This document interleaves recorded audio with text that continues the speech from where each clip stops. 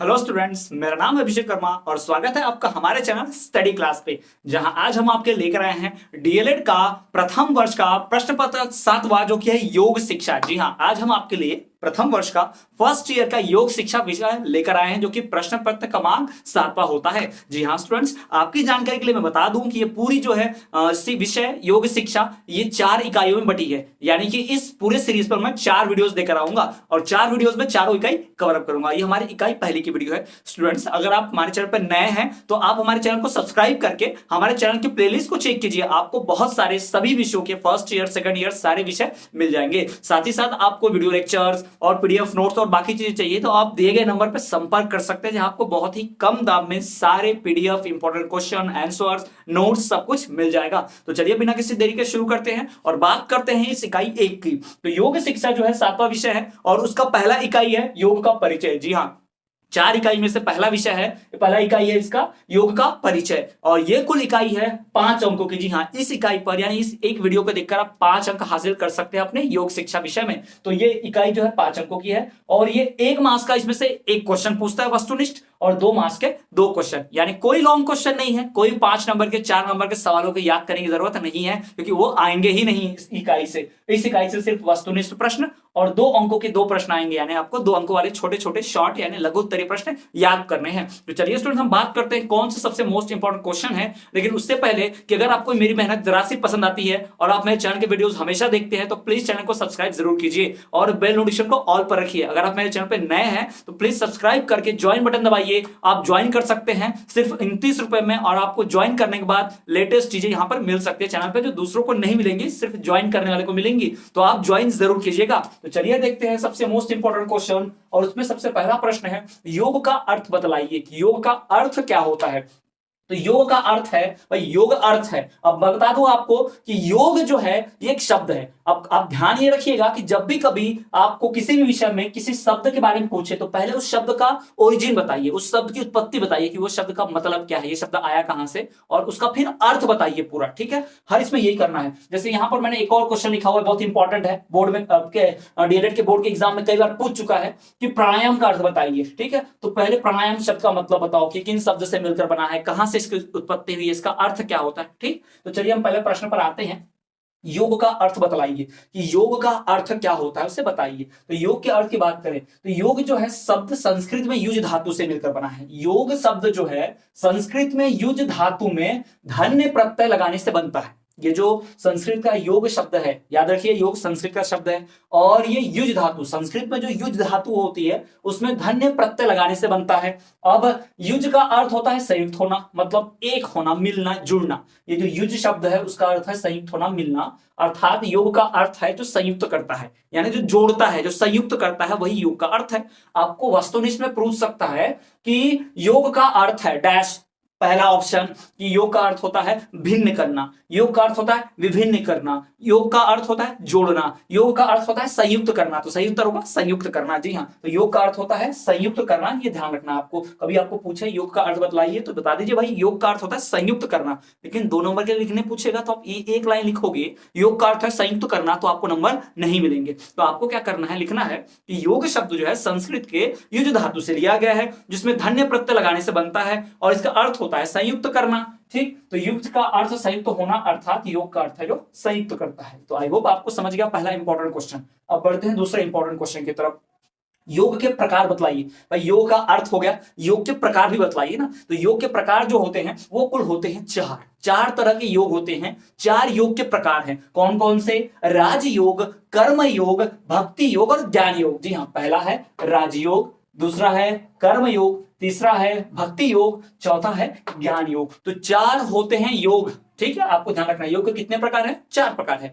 राजयोग, फिर है कर्म योग, फिर है भक्ति योग, फिर है ज्ञान योग। अब ये ध्यान रखिए, अब मैं आपको बताऊं कि समझाऊं भी क्या, इनको एक्सप्लेन भी करूं क्या। राजयोग क्या होता है पूछ लिया तो, अगर एग्जाम में सवाल पूछ दिया 2 नंबर के लिए राजयोग बताइए क्या होता है। तो राजयोग का अर्थ है राज करना, राज करते हुए योग करना, अर्थात कि आप अगर किसी जनता पर राज कर रहे हो, जैसे हमारे प्रधानमंत्री हो गए या कोई राजा होता है, तो अपने प्रजा के लिए कार्य करता है, वो उस राजगद्दी पे बैठा है स्वयं राज करने के लिए नहीं, अपनी जनता की भलाई के लिए, तो इसे राजयोग कहते हैं। अर्थात अमीर बनकर जनता की भलाई करने के लिए आप अमीर होकर उनकी भलाई कीजिए, पैसों से ही भलाई कर पाएंगे ना, कोई एक गरीब आदमी है, उदाहरण के तौर पर आप भी एक बहुत अच्छे इंसान है, आपके मन में भी होगा कि इस देश के सभी लोगों का भला करना चाहिए, पर आपके पास पैसे नहीं है, आपके पास संसाधन नहीं है जिससे भला कर पाए, तो ये काम कौन कर सकता है? राज करने वाला। तो अगर कोई राजयोग कर रहा है अर्थात वो भी भला करना चाहता है, भला कर रहा है अपने पैसे, अपने धन, अपने राज के बदौलत। दूसरा है कर्मयोग। तो भाई कर्मयोग तो सभी हैं, कर्म के फल की इच्छा रखते, सब कर्म करते हैं, जैसे कि हमारे सिपाही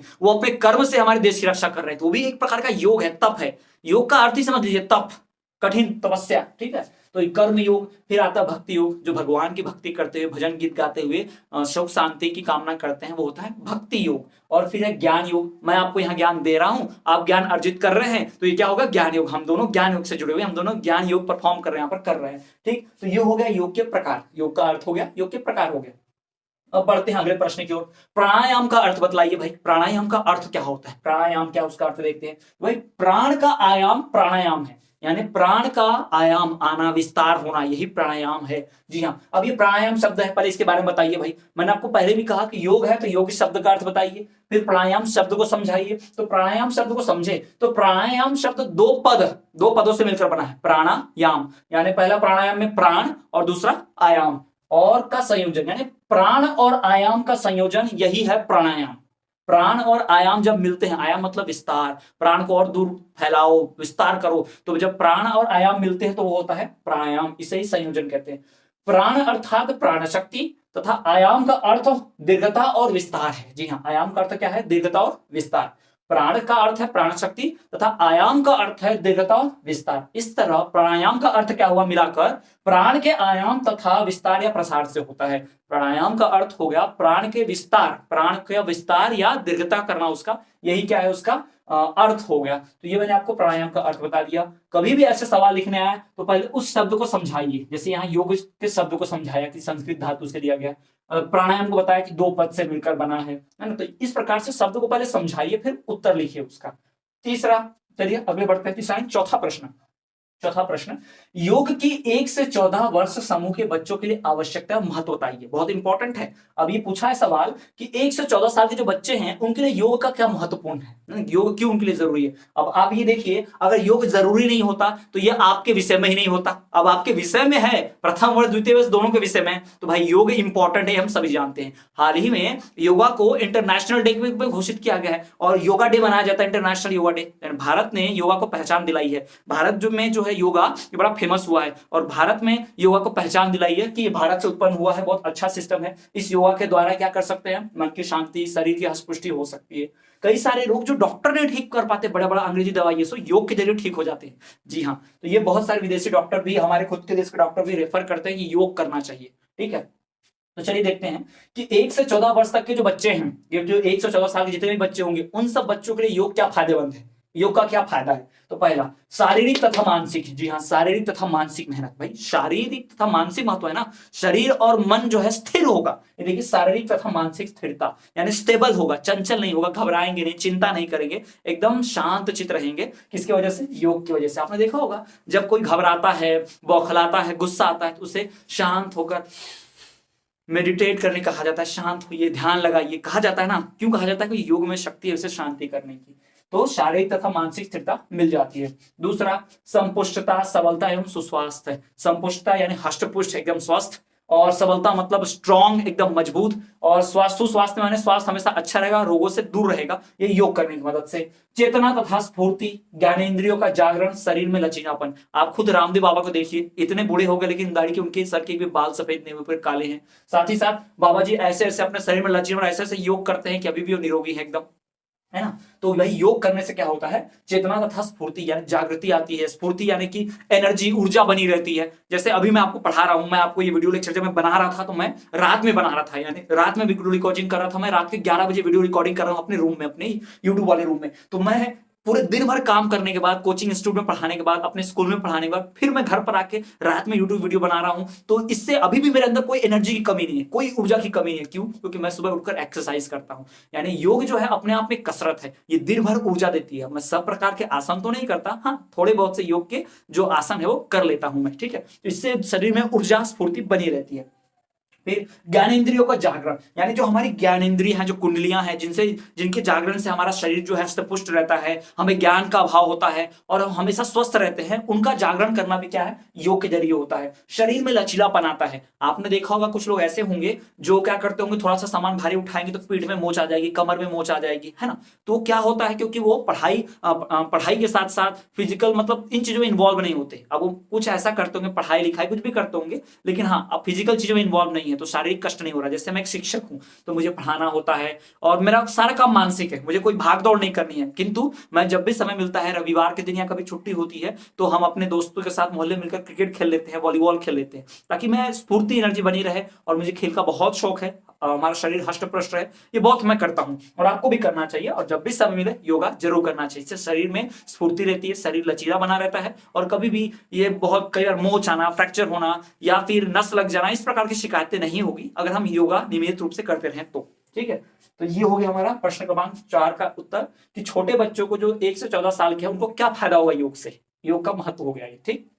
अगला प्रश्न, योग एवं आहार पर टिप्पणी लिखिए। भाई योग जो होता है, योग जो करते हैं उनके आहार के ऊपर टिप्पणी लिखनी है। तो योग के बारे में बात करते हैं। भाई योग में कुछ प्रकार के खानों का वर्जन होता है। अगर आप योग करते हैं तो आपको कुछ खाने खाने चाहिए, कुछ नहीं खाना चाहिए। जैसे कि सात्विक आहार और फिर राजसिक आहार और है तामसिक आहार। सात्विक मतलब होता है सादा भोजन, ठीक है, फल फूल पत्तियां सब्जियां ये सब खाना। और राजसिक आहार में प्रकार प्रकार के विभिन्न प्रकार के व्यंजन होना, खूब पकवान होना, अच्छे अच्छे स्वादिष्ट। और तामसिक में क्या होता है, इसमें मांसाहार आता है, अंडा मीट मटन मछली, ये सब किसमें आता है? तामसिक आहार में आता है। तो योग में अधिकतर आमतौर पर तामसिक आहार को निगलेक्ट किया गया, तामसिक आहार नहीं होना चाहिए, अधिकतर महत्व दी जाती है सात्विक आहार पर। आप भी देखोगे जिन्हें वजन कम करना है, स्वस्थ रहना है और कभी कोई उपवास रखता है, फास्ट रखता है, तो भी इसमें सात्विक भोजन ही करता है। क्यों? इससे शरीर स्वस्थ रहता है, हष्ट-पुष्ट रहता है, ठीक है। तो ये हो गया योग एवं आहार के ऊपर। आप एक एक को समझा भी सकते चाहे तो, ठीक है।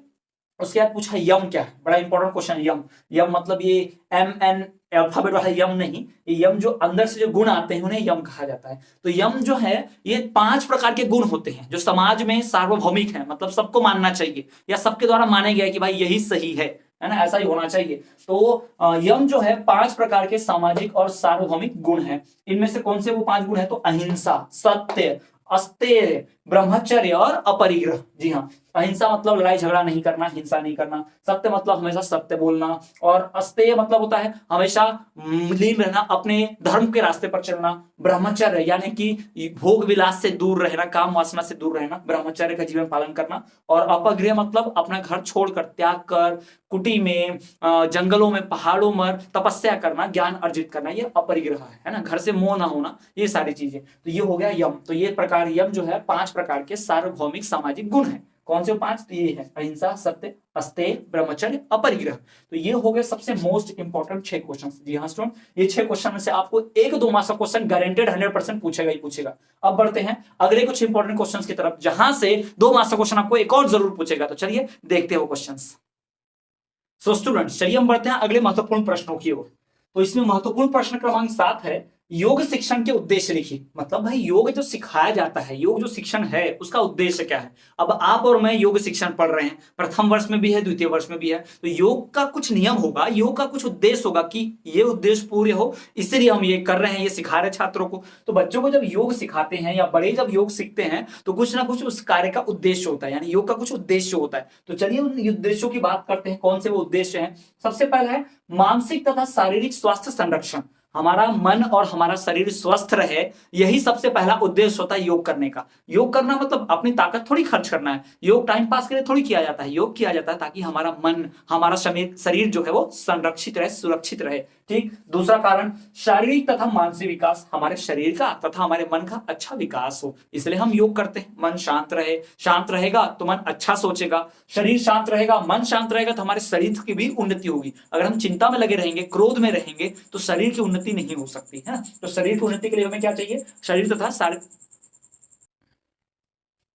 तो छात्रों दूसरा जो ये है शारीरिक तथा मानसिक विकास, यानी कि शारीरिक तथा मानसिक विकास होना चाहिए, इसलिए हम योग करते हैं। तीसरा है आत्मनियंत्रण, आत्मसंयम तथा मूल्यों का संरक्षण। आत्मनियंत्रण मतलब खुद के ऊपर नियंत्रण होना चाहिए, आत्मसंयम मतलब खुद के ऊपर संयम होना चाहिए, यानी उतावला नहीं होना चाहिए, क्रोध नहीं आना चाहिए बार बार, और तथा मूल्यों का संरक्षण, और जो मूल्य होते हैं, संस्कार होते हैं, मोरल वैल्यूज होती है, उनकी संरक्षण, उनको सुरक्षित रखने के लिए। साथ ही साथ योग द्वारा रोग निवारण, योग से भगाएंगे रोग, यही तो बाबा रामदेव भी कहते हैं, है ना, योगा से सब होगा। तो योग द्वारा कई प्रकार के रोगों का निवारण किया जाता है, हड्डियों का रोग हो, मानसिक रोग हो, शारीरिक रोग हो, उन सभी रोगों का निवारण योग द्वारा भी किया जाता है। बड़े बड़े डॉक्टर्स योगा करने की सलाह देते हैं हमेशा, जी हाँ, विदेश के भी जो डॉक्टर है बड़े बड़े, वो भी योग करने का हमें सलाह देते हैं, योग करना चाहिए, योग से कई प्रकार के रोग भगाए जा सकते हैं। उसके पश्चात है कार्य में कुशलता प्राप्ति। आप जो कार्य कर रहे हैं उस कार्य में यदि आप कुशलता प्राप्ति चाहते हैं, यानी उस कार्य में अच्छा बनना चाहते हैं, तो आपको योग करना चाहिए। योग से शांति मिलती है, स्फूर्ति मिलती है, ताकत मिलती है, योग से हम शांत रहते हैं और बहुत बढ़िया से कार्य कर सकते हैं, अपने कार्य में कुशलता प्राप्त कर सकते हैं। साथ ही साथ खेलों के विकास में योग, और अभी तो आप देखेंगे कि जितने भी खेल होते हैं उन खेल में खिलाड़ियों की थकान कम करने के लिए, खिलाड़ियों को मानसिक शांति प्रदान करने के लिए योगा सेशन, मेडिटेशन सेशन रखा जाता है। जी हाँ, मेडिटेशन। इवन हमारा भारत का जो इतना बड़ा इंडियन क्रिकेट टीम है, आप जानते नहीं होंगे, पर मैं आपको बताऊं कि वहां भाई मेडिटेशन सेशन होता है। हमारे टीम के जो कप्तान है विराट कोहली और अभी रोहित शर्मा, और फिर उसके बाद जितने भी बड़े बड़े लोग हैं, ये पूरा दुनिया के सबसे बड़े क्रिकेट टीम में से एक है भारतीय क्रिकेट टीम, और वहां पर भी खिलाड़ियों की थकान मिटाने के लिए योगा सेशन, मेडिटेशन सेशन रखा जाता है। तो आप इसी बात से अंदाजा लगा सकते हैं योग कितना महत्वपूर्ण है खेलों में भी। तो इस प्रकार से योग के सारे उद्देश्य, योग के महत्व लिखे हुए हैं यहाँ पर। बढ़ते हैं अगले प्रश्न की ओर। तो अगले प्रश्न की ओर बढ़ते हैं। हमारा अगला प्रश्न है कि kho kho federation of India की स्थापना कब हुई। जी हाँ, अब हम यहाँ पे थोड़े से वस्तुनिष्ठ प्रश्न ले लेते हैं, क्योंकि एक वस्तुनिष्ठ प्रश्न आने वाला है। यहाँ मैं आपको 5-6 वस्तुनिष्ठ प्रश्न बताऊंगा, 6 से 7, उसमें से एक आएगा, गारंटी लिख लीजिए, ठीक है। तो देखिए भाई, kho kho federation of India की स्थापना कब हुई। तो kho kho federation of India की स्थापना 1960 में हुई। आपसे पूछे कब हुई कोई, तो आप क्या बताएंगे, 1960। जी हाँ, kho kho federation of India की स्थापना 1960 में हुई।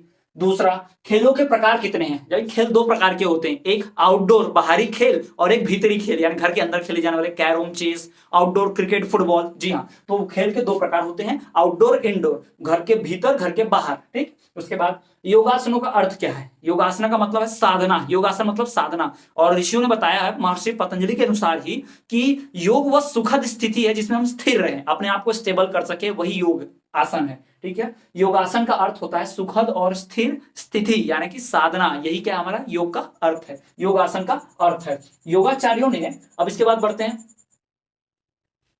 तो हमारा अगला प्रश्न है कि योगाचार्यों ने योगासनों की संख्या कितनी बताई है। तो कितने योगासन होते हैं। तो योगाचार्यों के अनुसार योग आसन जो होते हैं 84 प्रकार की, 84 टाइप्स के। जी हाँ, योगाचार्यों ने योगासनों की संख्या 84 बताई है। कितने होते हैं, 84, 84, ध्यान रखिएगा। उसके बाद योग के अंगों की कितनी संख्या होती है, यानी योग के जो अंग है उसे कितनी संख्या है, कितने अंग है, कितने प्रकार हैं। तो आप कहेंगे 8 है। कितने, 8, याद रखिएगा। योग के अंगों की संख्या 8 है, योगासनों की संख्या 84 है। खो खो फेडरेशन की स्थापना 1960 में हुई। बाहरी खेल, भीतरी खेल, 2 प्रकार के खेल होते हैं, और योगासन का अर्थ है सुखद और स्थिर स्थिति, यानी कि साधना, ठीक है। तो ये हो गया। अगला, योग दर्शनानुसार कितने कारण हैं, यानी योग दर्शनानुसार कितने कारण हैं, योग दर्शन करना चाहिए, इसके कितने कारण हैं। तो 13 कारण। कितने दिए, 13। और स्टूडेंट जब भी आपको लिखना है परीक्षा में, तो आप ये नंबर के साथ साथ हिंदी में भी लिखे, 13, 8, इस प्रकार से भी, ठीक। अगला, यौगिक शुद्धि में कितनी क्रिया है। तो भाई यौगिक शुद्धि में कुल 6 क्रिया है, 6, यानी कि 6 क्रियाएं होती हैं।